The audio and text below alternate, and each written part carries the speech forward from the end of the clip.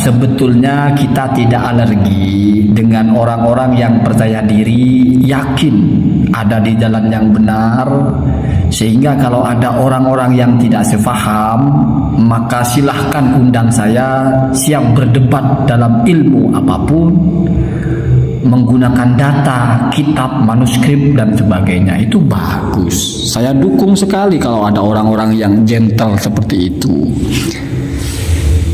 Tetapi kan kiai-kiai itu mikir-mikir juga menurut saya ya.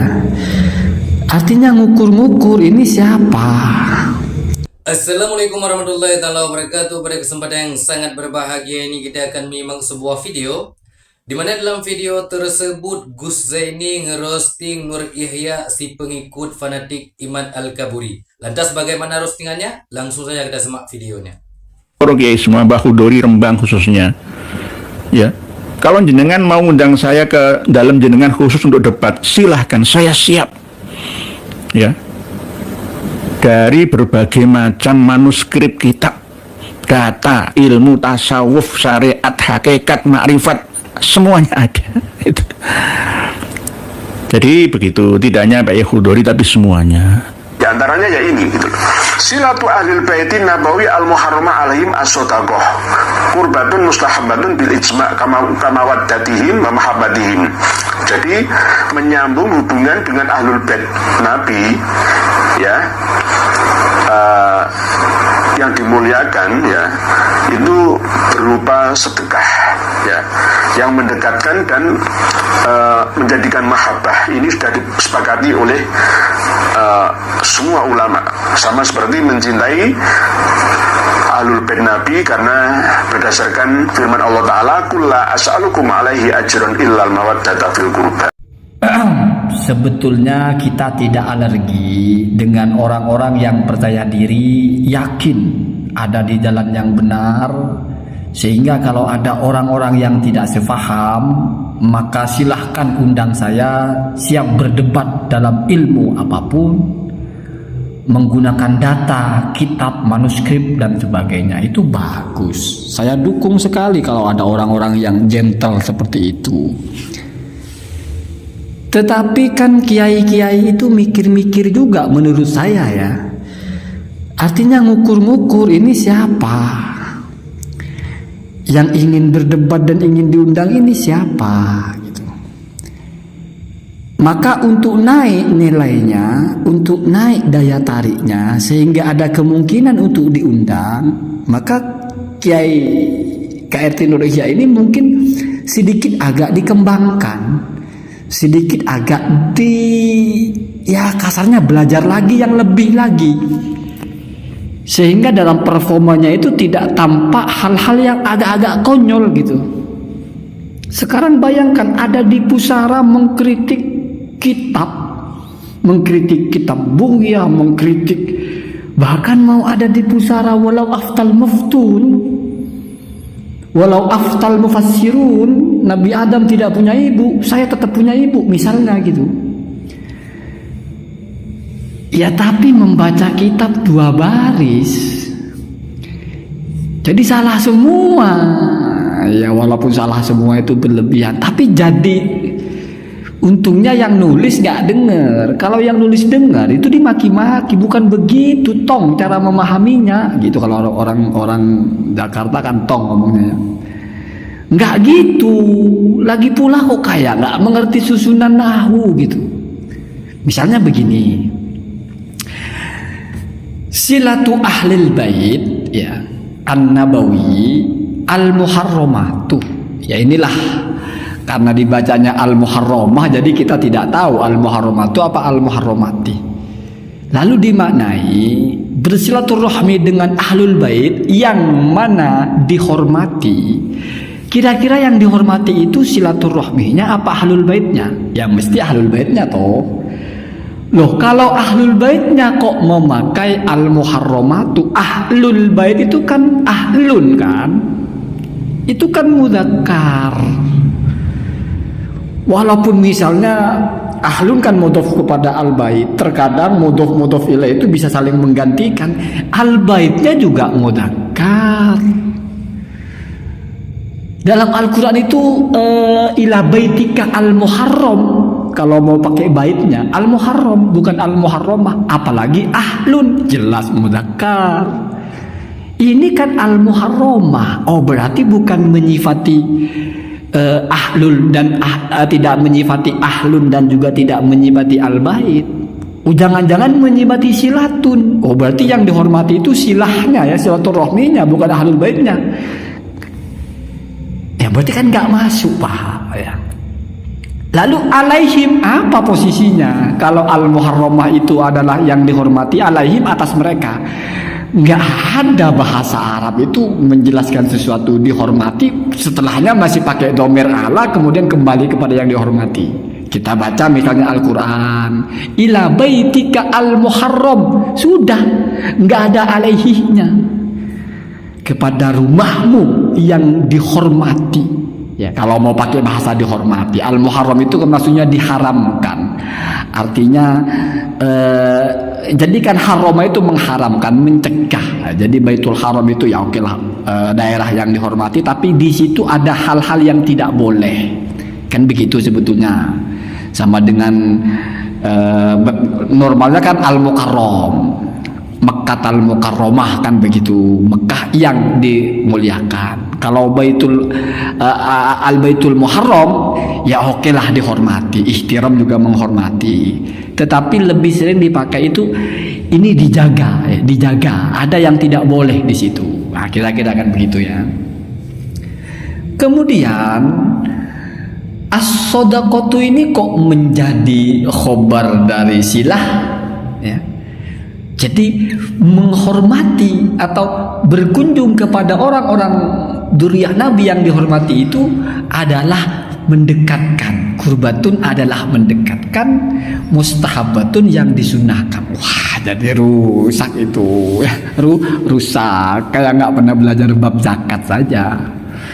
Kenapa? Karena berpijak kepada keliru memahami al-muharramah, keliru secara i'rab. Na'at man'ot itu mesti mudzakkar muannasnya sama. Giliran yaumil akhir, oh pantas ya yaumil akhir diprotes ya.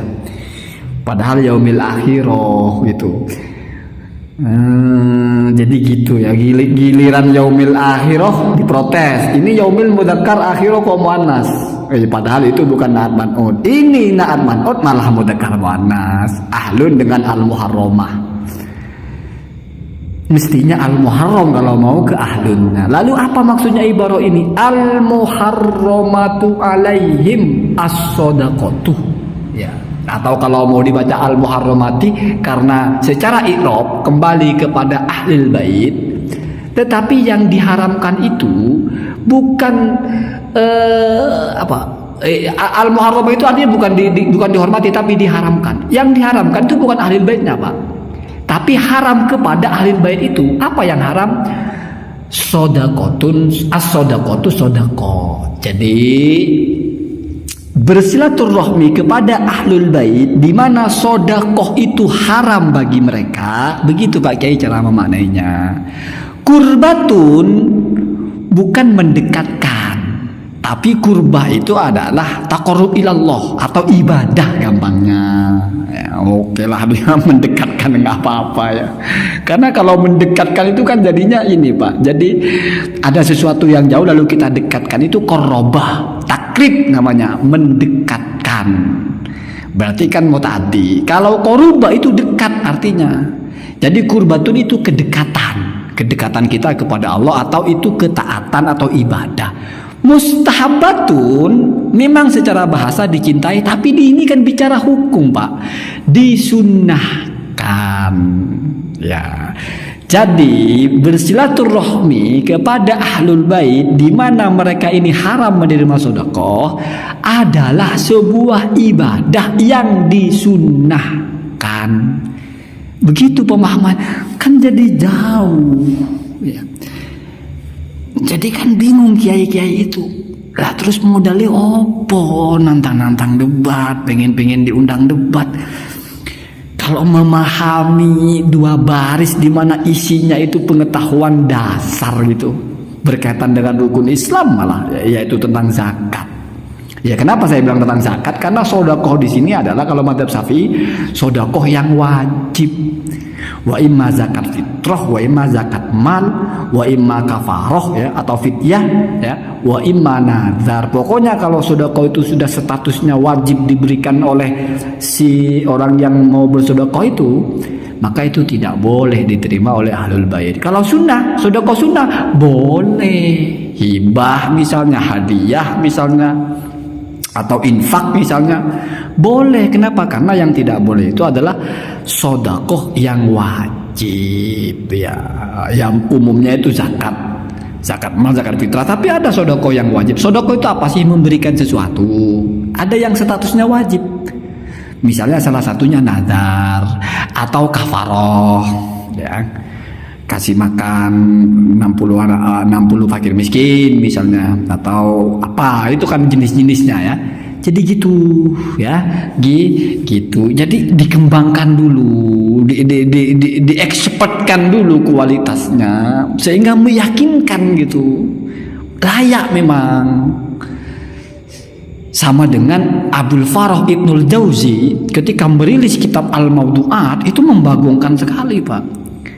Hadis-hadis yang bahkan ada dalam Sahih Bukhari, Sahih Muslim dimasukkan kepada hadis palsu. Apa enggak luar biasa itu? Tapi ini ramai-ramai dikritik oleh ulama dan tidak ada yang mencelanya, Pak. Kenapa? Karena tidak mengurangi keilmuannya. Memang sudah alim. Mafharul Iraq, kebanggaan orang-orang Irak. Al-Hafidh sudah top. Kalaupun misalnya dianggap keliru, itu masuk kepada zallatul alim atau zallatul ulama. Itu sesuatu yang kita maklum. Ketika diittifaq semua orang menyatakan itu salah, itu mengatakan ini zallah, ketergelinciran. Itu kalau alim dulu, kalau ulama dulu. Kalau bukan, ya kenapa? Ini logikanya. Kenapa kalau ulama itu keliru kita menggunakan zallah? Karena mestinya ulama itu nggak salah. Ulama itu mestinya paham. Tapi karena sebagai manusia, maka ada ghaflah, mungkin ada zallah di situ, tergelincir bahasanya. Kalau bukan ulama, bukan tergelincir, Pak, nyungsep ya. Jadi kalau orang yang pandai berjalan lalu jatuh, bahasanya terpleset. Kalau memang nggak bisa jalan atau memang belum bisa jalan, terus jalan terus jatuh, bukan terpleset, Pak, nyusruk ya, nyusruk. Jadi untuk disebut zallah, tetap kita anggap salah, tapi masih ada nomenklatur spesifik zallah. Sesuatu yang seolah-olah ya tidak disengaja, tidak bermaksud untuk salah. Gitu. Banyak seperti itu, Pak.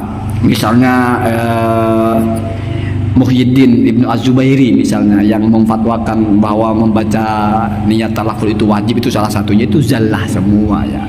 Tapi kalau kiai ini bukan masuk zallah ini ya, bukan kepleset ya namanya, mungkin lebih ke nyusruk ya. Allahumma dina ada sabil. Nah, sahabatku yang dimuliakan oleh Allah Subhanahu wa taala, mungkin cukup sekian videonya. Semoga bermanfaat dan berkah. Assalamualaikum warahmatullahi wabarakatuh.